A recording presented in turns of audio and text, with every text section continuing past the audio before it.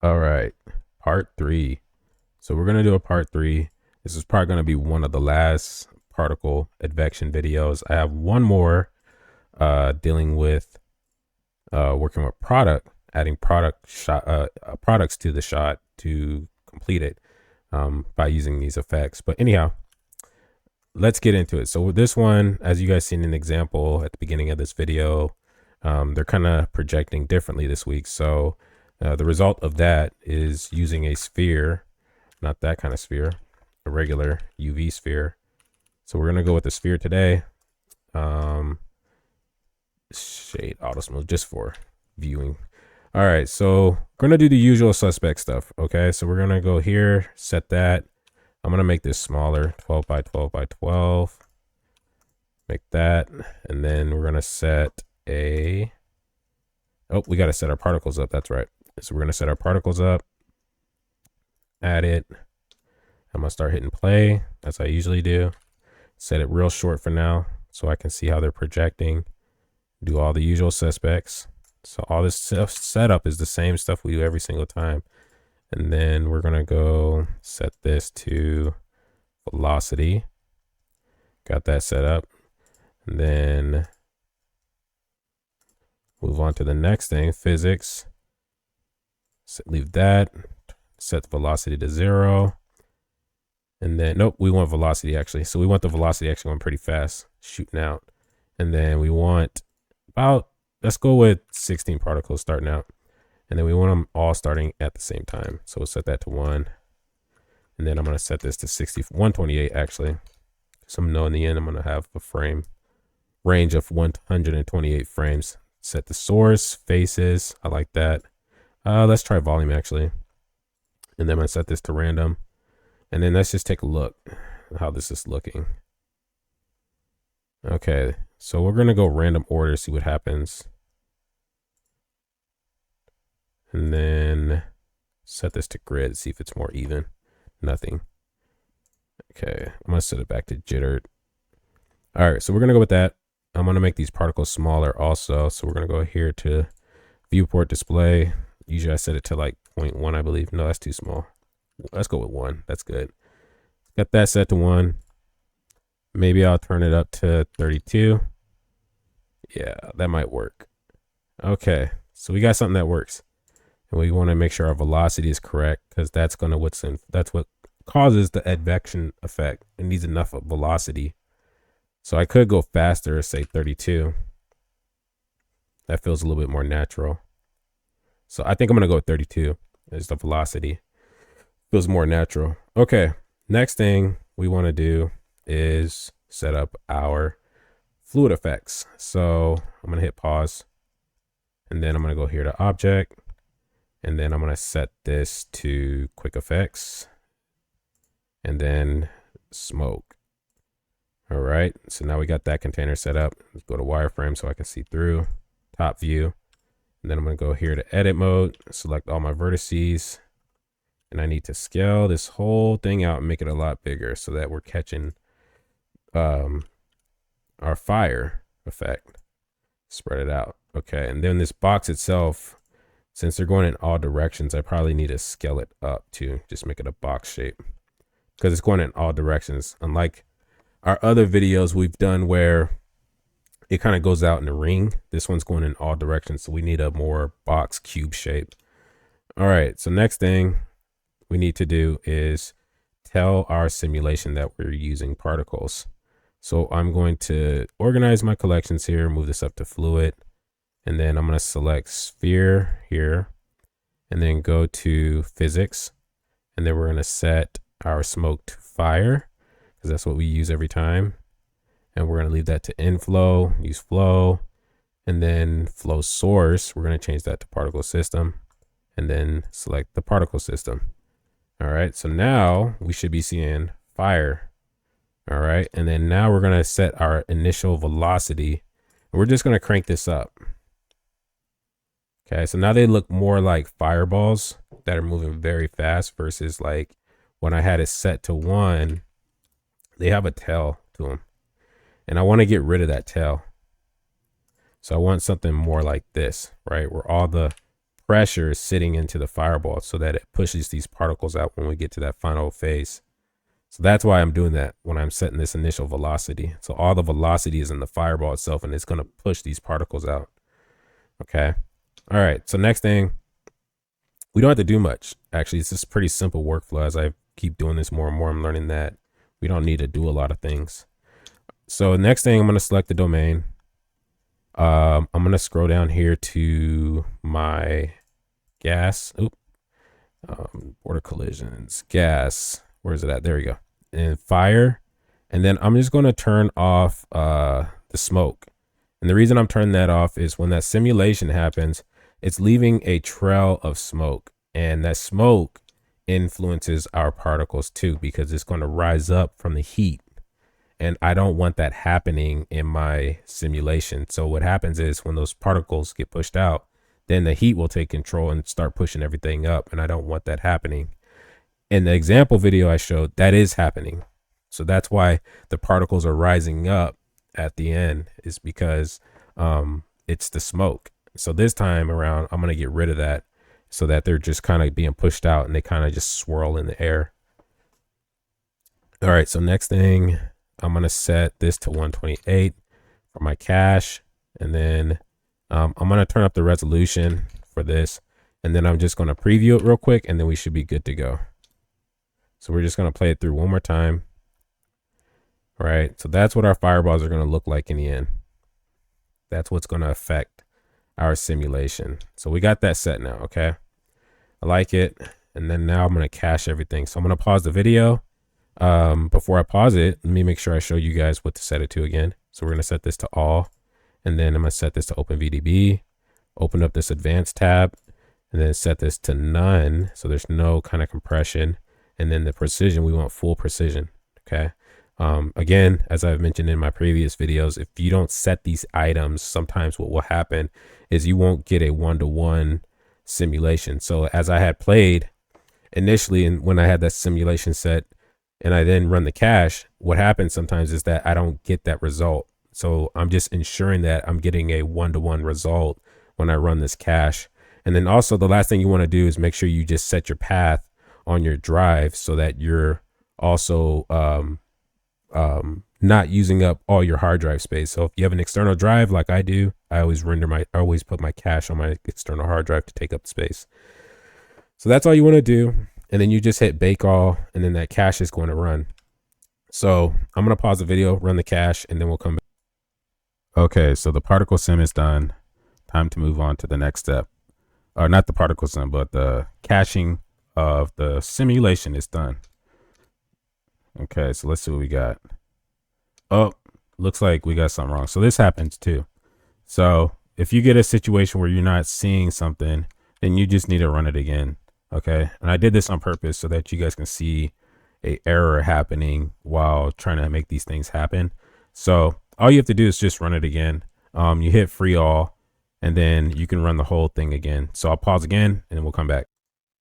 All right, so I got the final one. Here's the final simulation, and I'm giving it a lot of space.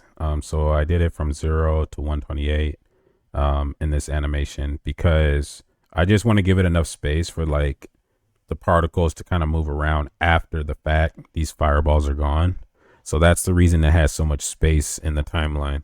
I'm usually rendering these advection simulations around 64 to 128 frames as I do these things. Okay, so we're done with that.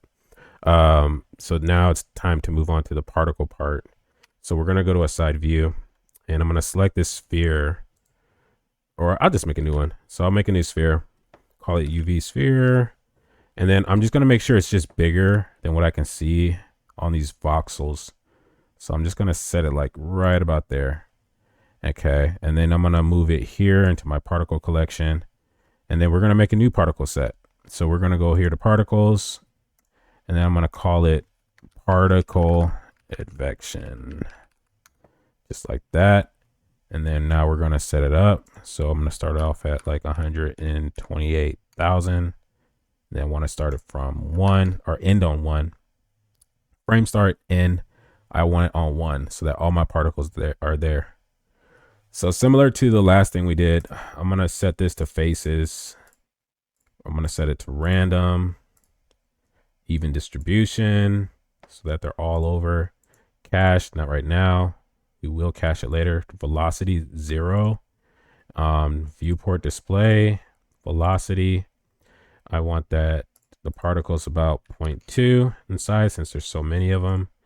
And then I want to set my field weights, gravity to 0 so they do not move and drop off the sphere. Okay, so if I hit play, nothing should happen. Okay, so that's what we want. I'm going to just name my stuff too. Call this advection sphere. And then we're going to add in a force field fluid flow. So again, if you guys don't remember, what this does is tells the particles that there is a simulation happening. Please be influenced by the simulation. So that's the purpose of the fluid flow force field. So we go to our fluid flow force field in the physics tab, leave it on point, and then we're going to go down here to domain object and we select the smoke domain. So that's what's containing our simulation, which is this big box around. That's what's going to cause this all to happen. So we want to make sure that we set it to the right domain object. All right. So next thing we do is usually we set the strength. I'm finding 8 is a good starting number. That's what I'm finding. Okay. So we set that to 8 and then let's see what happens now. So let's hit play. So as you can see, we get some particle advection happening. All right. We still have a little bit of smoke. I don't think I turned it all the way off. Maybe something happened. I don't know. But it looks good. I'm liking this. So this is our starting point, right? I don't know why they're disappearing at us after a certain point. So I think that is the lifetime. So let's go to our sphere, particles, emission, and then lifetime. That is so lifetime. All right. So let's hit play again. And they should stay this time. Cool. All right. So we got this set up now. So now we can say, okay, we don't need this on anymore. And then make sure this is off for rendering too, so that when we render, it does not show up. So now we just have this. And then also I want to go over to render, show emitter. I want that off. And then viewport display, show emitter, turn off. Okay. So let's take another look. Awesome. So it's going in all directions, unlike our other versions where, you know, we did the ring and then we did one where it's kind of like a smoke plume. So we're just doing a sphere this time. Okay. So we're going to switch over and start setting up our shot. So let's set up our camera. I'm going to take the camera here and then select the camera, move it up, and then I'm going to rotate it downward, -90 degrees. And then I'm gonna hit 0 to switch to my camera view. And then we're gonna just copy or make another window. And as I always do, I'm gonna format my screen how I want it. Do a square image. I'm gonna zoom in like that. And then we're going to, let's see, I wanna turn that off so that we just get a clean viewport. So we're just turning all the extra stuff off in the viewport basically, because this is our render window. And then this is going to be my working window, and we're going to select the camera, and then I'm going to set it to 135 as I like to do. And then we're going to pull it up, and then we're going to play through the simulation a little bit to see how we can frame this shot too. Right about there. Stop right there. All right. So let's pull this camera way out here.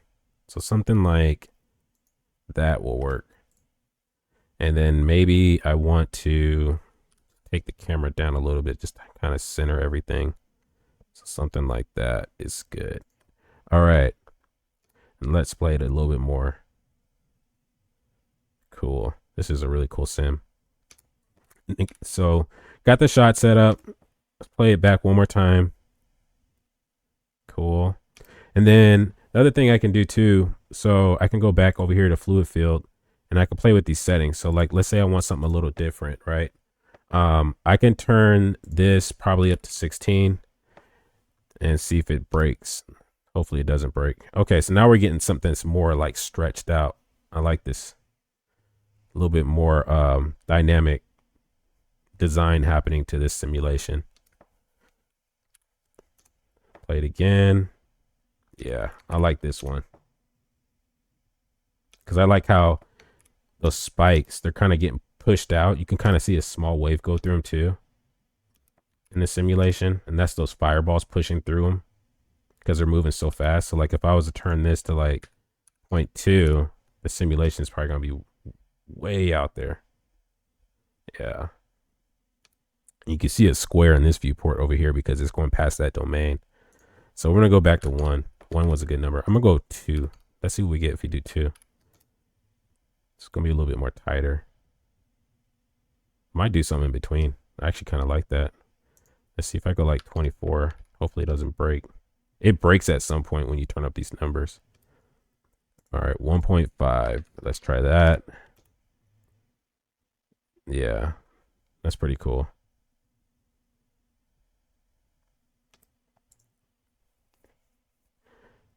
All right, let's go 1.5. Got like an X. Cool. All right, so let's move on so we can get to these next steps and then the new thing I want to show also. You guys probably didn't know this trick, but anyway, we'll do it anyway. All right, so next thing I need to do is set up for rendering. So, and also make this more optimized. Okay. One thing I need to do is finalize my particles. So what I need to do is cache my particle sim and also up the number of particles I'm using.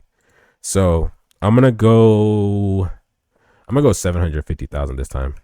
I'll go between 750,000 to 1 million for my particles when I'm running these. So 750, let's just kind of preview it just to make sure nothing's wrong. It's gonna run slower because we're using way more particles, but when we render it, it's gonna look really good. Okay, so it's looking good. Got a really dense set of particles, and now I'm gonna cache it. Okay, so I'm gonna show you guys how to set that up. So once you set your number of particles, right, 750 and 1 million is what my computer can handle. I'm on a laptop. So if you guys are on a tower and you got a pretty powerful tower, I'm sure you guys can even go more than what I'm doing. Okay. All right, so got that set up, and then now I'm going to cache it. So what I do to cache it is I just simply bake it. That's it. All I do is bake it, and it'll cache through. It'll build up a cache file for you, and then it'll be that this specific simulation is saved. Okay, so I'm going to hit bake, and I'm going to pause the video so we're not watching paint dry. I'll be back. All right, so continuing. Have the particles cached. It's all ready to go now. So it plays a little bit faster, but still I have a lot of particles, so it's still going to be a little bit choppy, and that's okay. But they're cached out. So now what I want to do, since I got those cached, I want to set up my particle instance. And what that's going to do is, this is a way to keep things moving fast too at the same time while dealing with your particles. So I can copy them. It's kind of like the limbic, exporting a limbic mesh workflow where you got your particle simulation and you just want that particle simulation to work with it, right? So a particle instance is another solution, okay? So if I turn this off, and then I'm going to just create a cube, and all I need is a vertice, okay? So what I'm going to do here is go to vertex mode, select all, and then I'm going to hit M at center, and I just have one vertex because I just merged them all together. So now with that one vertex, I'm going to go to my modifier panel, add modifier, and I'm going to go down here to physics particle instance. Okay. And the object we want to use is our advection sphere because that's what's holding the particles. So if I select that, you're going to see that it's instancing that particle simulation now. Okay. So that's a good thing. That's what we want. And what's cool about this is it's very flexible. I can move it around. I can scale it, rotate it, right? All kinds of things. I can duplicate it, and I have 2 simulations now. I can even offset them too, which is cool. I think it's so. I haven't tried it yet, but I see an offset. Anyway, making stuff up. Going back to it. what we want to do from here is go to geometry nodes, and we want to set this up now. So I'm going to make a new set of geometry nodes. I always forget which one this is. So I go point, mesh to points, I believe. Let's see, mesh to points. Yeah, so mesh to points, I believe. And then I'm going to go to solid mode. Yep, mesh to points. Okay. I always forget there's so many different nodes when it comes to setting up your points. All right, so we're going to go 0.1, 0.2. It might be 0.1. And we're going to start there. Also add a set material, so we can set up our material. And then I'm going to go to my material tab, hit new. And then first thing I want to show you guys, two things actually I want to show you guys today, is how I got that look with the example video I showed at the beginning. So basically what I did, because you're dealing with so many particles, you kind of get like this fake subsurface scattering. So I'll set this to 0.25. And then I'm going to go down here to transmission and turn that on. Okay. And then we're just going to give this some kind of color. So let's go with blue this time. So we'll give it a blue like that. And that's our material. Simple and plain. So we'll set it to the material that we got here. And then we're going to do our look dev. Okay. So we're going to go here to 3D viewport and hit render. So I'm going to set this to render. And then I'm going to go over here to my render tab, film. I don't want it transparent. I want it on a black background. And then we're going to drop in a light, type in area. Got my first light in, move it to the right. I always like the light from the right. And then I'm going to move my light to my light collection. Rotate this. Oops, wrong way. We're going to rotate that up and then 90 degrees. And then I'm just going to scale this light way up. It needs to be a lot bigger. And then we're going to turn up the power of this light. So go to here, start with 1024. Let's go 2048. Okay, I know what's happening. I know what I need to do. I'll tell you guys right now. So what's happening is, because we have this as a transmission on, it's too clear right now. So I just need to add a little bit more, in V-Ray, I would say glossiness, but I need a roughness. I'm sorry. I need to add some more roughness to it. So I'm going to go 0.4. So now you can see that it's picking more of the light through, refracting more of the light through each sphere. So go back to 3D viewport, and I'm going to scale this up. Nope, not that. I'm going to scale this up some more. And then I need to increase the size of these particles too, these points. So I'm gonna go 0.4. Let's see what we get. Yeah, 0.4. And then I need to randomize them also. I always do that. I'll come back to that until we get our look right. So what I need to do is I need to set my light on a target so that I can kind of shoot the light from behind the particles. So when you're shooting transparent objects, a lot of times you want to put a light source kind of behind it, not in front. So I did a video, if you guys look through my videos, I did a video where I was shooting frames, glasses frames for wearing glasses. And I show how to shoot transparent objects in that video. So if you guys are kind of curious to know how to shoot transparent objects, it's a great video to watch and get a nice look dev going when you're dealing with transparent objects. All right, so what I'm going to do, I'm going to create a target. So we're going to go down here to force field, empty, and we're going to set a plane axis, and I'm just going to scale it up so I can see where it's always located. And I'm going to press F2, call it light target, and then move that to my light folder right there. I'm going to turn this off for now. And then we're going to go to constraints. Let's see, where's our, I'm going to select my light first. And then we're going to go over here to constraints, add object constraint, track to, and I want to track it to the light target. So light target, this is why we name things. And then now I can go to my front view. And now that it's tracked to that, I can move this light anywhere. And now it's going to track to that target. So I have a target for my light. Okay. So now I can set my light there because I want to shoot kind of behind, right? And we can hit render again. So now we can see like we're getting some kind of illumination behind the object. And so I'm just going to set it right off camera. Just right about there, right off camera. And then now I'm going to increase the intensity of this light. So 4096. So now we're getting somewhere, right? 8192. This is a very strong light. So now we're getting somewhere. See? And I can move it around still. Like if I don't like that, I can say, okay, well, let me just pull it back this direction a little bit and see what I get. Right? Underneath. I can go straight behind too if I want it. But I'm going to do something like this. And then I'm going to make the light source actually smaller again. So we're going to shrink it down a little bit. Like that. Just so I get harder shadows. Because I like to make sure I get a lot of dynamic look to my shadows. And then I can take this, make it more narrow to intensify like the direction of the light.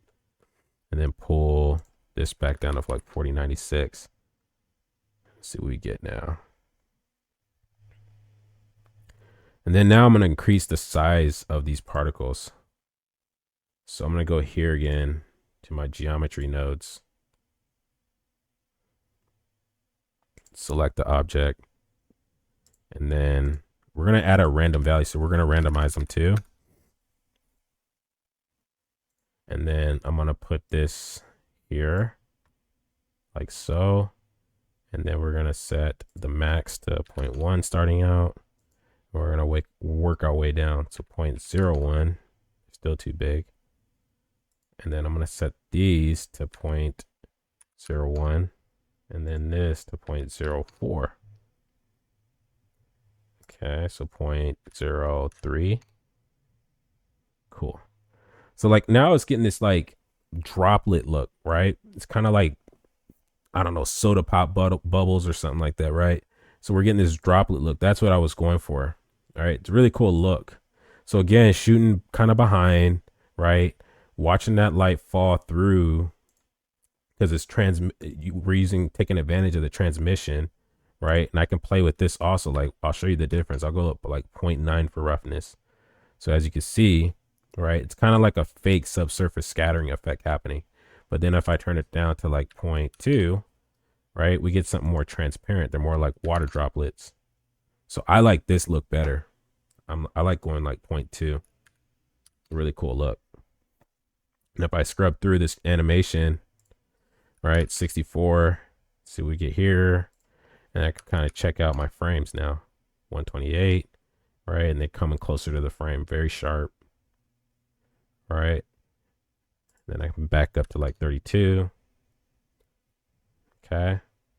So what I'm going to do with this now, so this is what I'm going to do. So I'm going to show you something else too. So being that these are particles and then we converted them to geometry nodes through particle instancing, I can do with some other things. So let's say, well, you know, I want to actually make this liquid, right? So we can take advantage of making this liquid. So this is the other thing I want to show you guys in playing around like this. So I can take this, right? Mesh to points. I don't even need that mesh to points node, but we'll just leave it there for now. So I can take this, spread them out. I'm going to turn off the render for now.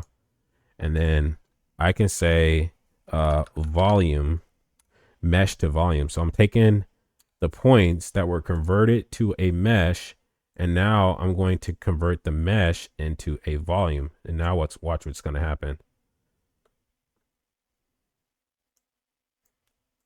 So now what's happening is that, did I do that right? Or is it just not responding? Okay, so let's try this again. See, volume, make sure I pick the right one too.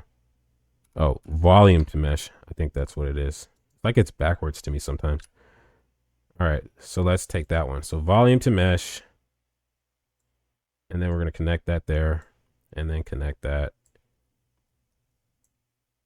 And then threshold amount. Am I getting what I want? All right, so I figured it out. I had to pause the video because I was getting confused. Um, anyway, so what I had to do was do a points to volume, and you could do. I did leave this node in too, trying that out. You could do that, but you don't need that node. So from here, what I do is I take the voxel, right? Because this is the resolution, and I'm gonna turn up the voxels. So I'm gonna go 256.